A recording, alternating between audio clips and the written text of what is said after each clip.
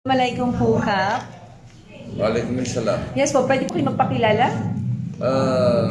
Opo, ako po si Jalal, Honorable Jalal Simaskara, Barangay, ano ba yun, President Barangay Chairman of Barangay Maliwanag, Lanao del Sur, Tamban Lanao del Sur. Yes, Kap. Pwede mo kaming kwentuhan paano nyo napapanatili ang peace and order dito sa inyong barangay? At ano po yung mga napakadaming tulong na nabigay nyo sa inyong mga kabarangay? Nanguna po ay ang aming barangay ay ang aming vision is maging ang barangay namin ay maging model sana sa mga barangay, lahat ng barangay dito sa Lanao del Sur sana, at magiging zero casualties, ibig sabihin walang ma-maintain yung peace and order. Nagagawa namin yun dahil sa mga tulad ng kaming mga barangay chairman ay may mga bipat kami, tanod, lahat yan nakakuha sa barangay ko.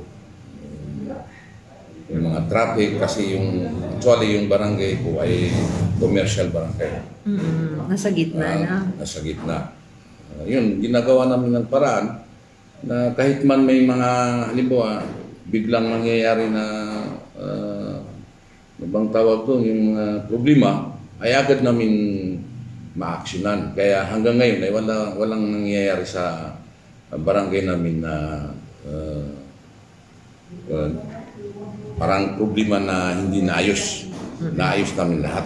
Okay. Pati yung mga, minsan lang ay nagkakabanggahan dyan ng mga sasakyan, nagsusuntukan naman kasi palaging may dito riot dito ng mga estudyante. Kasi nasa akin yung nalatang eskwelahan dito sa Tambaran, yung integrated Salihin, integrated na school. Minsan may mga riot, naayos din namin sa asawa ng Allah, ay naayos din namin. Ito hanggang ngayon, wala nang problema sa aking barangay. Sa tulong ng mga kagawad ko, mga SK ko, at BIPAR, tsaka yung mga polis namin dito sa Tambaran, di-reactive yung chief of police namin ng Tambaran. Si Major yata ngayon, Major Armama.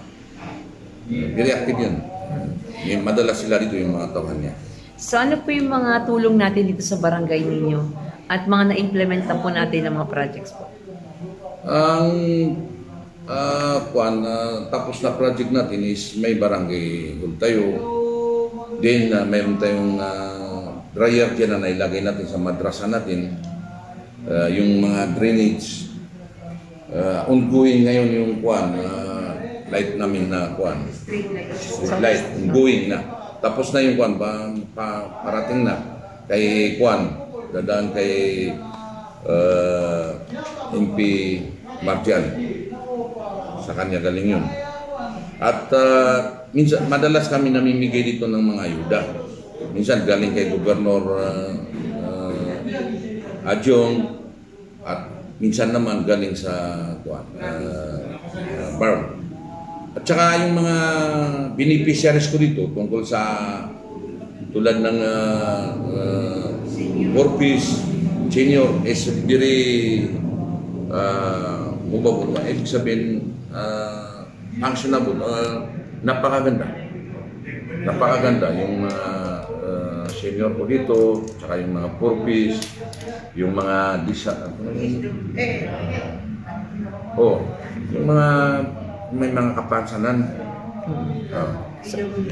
Kasi dito sa amin, sa barangay ko, yung DSWD at DILG ay active sa akin. Dati ako ay isang nagiging first sa DILG nung... Drug-free barangay na po kayo? Hindi pa. Process pa. Process pa. Okay. Hindi pa kasi sinisigurado ko pala eh. Kasi sa yung lugar ko is commercial. Ayun, minsan yung mga dumadaan dati, yun ang iniwasan ko. Kaya ngayon, na may papel na ako na mag-action ako ng drug free. So ano po yung pangarap natin dito sa inyong barangay? Ano yung gusto niyo iparating sa ating gobyerno? Wala akong pangarap kundi yung halimbawa mapanatili yung katahimikan, peace and order, saka maging lahat rich ang mga tauhan ko dito kasi may mga poor pa. Sana maging lahat rich dahil sa tulong ng gobyerno. Kaya gusto ko humingi ng tulong sa gobyerno tulad ng mga cooperative, baka magkaroon ako ng cooperative namin dito sa mga farmers, yung mga business pa kasi maraming business sa akin nangangailangan ng puhunan, sana puhunan. Kasi konti lang ang ira namin dito so, wala pa sa 200 Ngayon lang umabot ng 215 plus, no? Hindi ko na yung first kagawad ko. Yun, konti lang ira namin. Kaya, iwan kung bakit ganun. Sa out of 44 barangays. Ilan po yung population natin? Kaya nagtataka ko ma'am dahil Ilan po yung population natin? Yung bago pa ako umupo dito is parang 300 plus yata. Paano yung mangyayari? Ang barangay chairman, ang lugar ko is lawak at maraming tao, commercial. At ang registered voters ko ay umabot ng 600 plus. Tapos yun ang sa ngayon, para yatang yung mga last nagsinso sa amin ay halimbawa umabot ng 1,000 plus. 1,000 plus. Kaya hinihintay ko lang yung resulta. Doon daw lalaki yung hirap. Okay, yun lang po.